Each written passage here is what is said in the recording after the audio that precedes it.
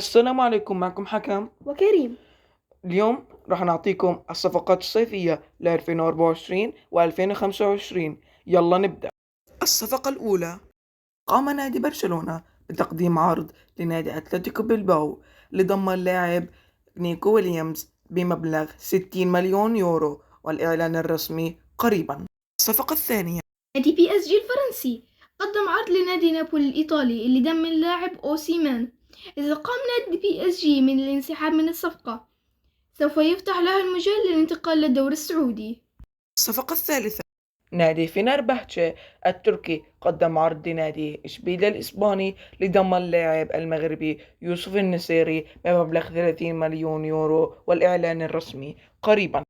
الصفقة الرابعة، نادي أستون فيلا الإنجليزي قدم عرض للاعب جواو فيليكس بعد انتهاء عقده مع نادي برشلونة بصفقة حرة ليحل مكان موسى ديابي.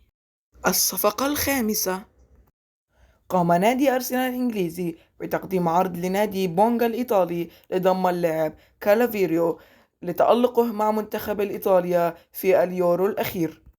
الصفقة السادسة، رودريغيز متاح بالأسواق والكثير من الأندية تريد ضمه. الصفقة السابعة، في الفران قام بالتوقيع مع نادي كومو الفرنسي بشكل مجانا بعد انتهاء عقده مع نادي مانشستر يونايتد الإنجليزي وعدم تجديده. الصفقة الثامنة، قام نادي الاتحاد السعودي بتقديم عرض لنادي أستون فيلا الإنجليزي لضم اللاعب موسى ديابي بقيمة 60 مليون يورو.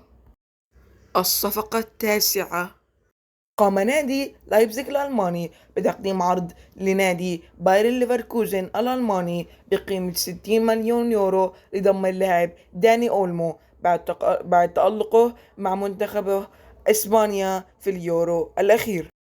الصفقة العاشرة، الفارو موراتا قام بتوقيع مع نادي ميلان الإيطالي بقيمة 13 مليون يورو من نادي أتلتيكو مدريد الإسباني، والإعلان الرسمي قريبا. الصفقة الحادية عشر، مانشستر يونايتد وقع رسميا مع اللاعب يان يورو بقيمة 62 مليون يورو.